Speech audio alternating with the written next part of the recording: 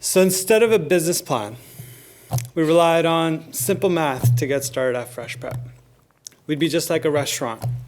But instead of wait staff to deliver the meals, we'd have delivery staff or delivery drivers delivering our meals. And instead of a cooking process, we'd have a packaging process. If those two costs evened out, we'd be profitable. We started researching and found that the packaging out there was outrageous. We couldn't help but laugh. It was ugly, and we scoffed at how much better we could do. And so began an experiment on our early customers without their knowledge. We found coin envelopes at the Daiso.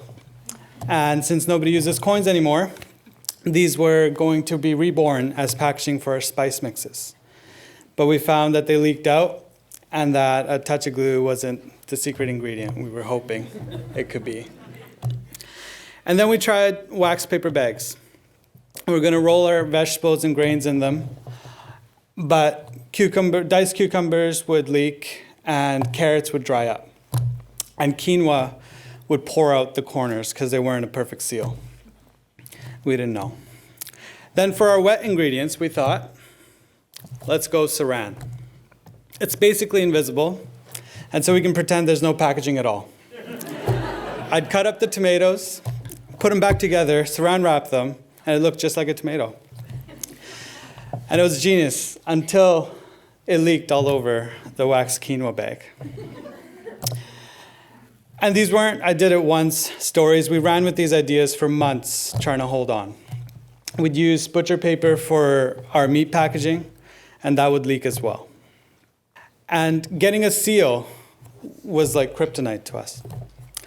And so we went out and we got a seal. We went reusable. And sending over 12 mason jars per kit, this was working really well for mason jar sales at Canadian Tire. It wasn't working for us operationally. Our 10 customers loved how zero waste this was, but they started themselves a home collection. And we realized we don't need a handful of people going zero waste. We're better off with millions of people, even if they do it imperfectly.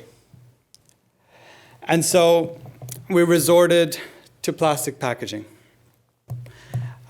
We couldn't scale this, and at this time, our simple math wasn't really checking out. Turns out delivering meals to a customer 20 feet away is not the same as delivering to Deep Cove. And so we ended up resorting to plastic packaging, but we minimized it. And we deliver food, and packaging was just a necessary evil. It wasn't going to be form over function. But we did something that nobody else could viably do. We asked for all the plastic back to responsibly recycle. And when responsibly recycled, plastic can be one of the most efficient forms of packaging that's out there. And our customers loved this. And along with this, we also offered reusable cooler bags and reusable ice packs, which made us the most sustainable company around. But this didn't mean much when our customers, most of them, chose not to return the packaging. They didn't want to rinse and return. It wasn't convenient enough. The solution worked for us, but it didn't work for them. But business was booming.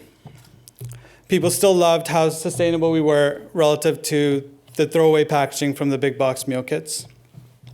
And we continued to grow.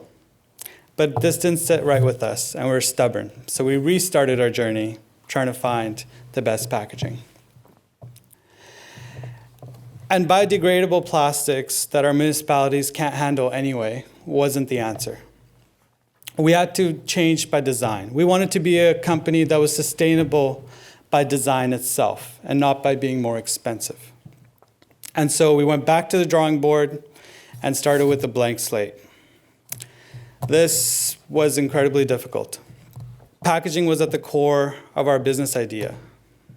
And we had to change everything about the business to try to tackle this problem. We had to look at every facet of the business. Companies that go down this path find that the journey itself makes them more strong and more resilient. It makes them more profitable, it makes them more valuable, and it makes them more defensible. We found that aligning on this mission alone had our company's culture become very strong and created an energy that carried us through. The world's going a bit crazy these days, in a good way. Technology has advanced such that doors are opening that never existed before. Fresh Prep was able to get ahead without too much in resources. And anything is possible. Technology has advanced farther than a lot of people's imaginations.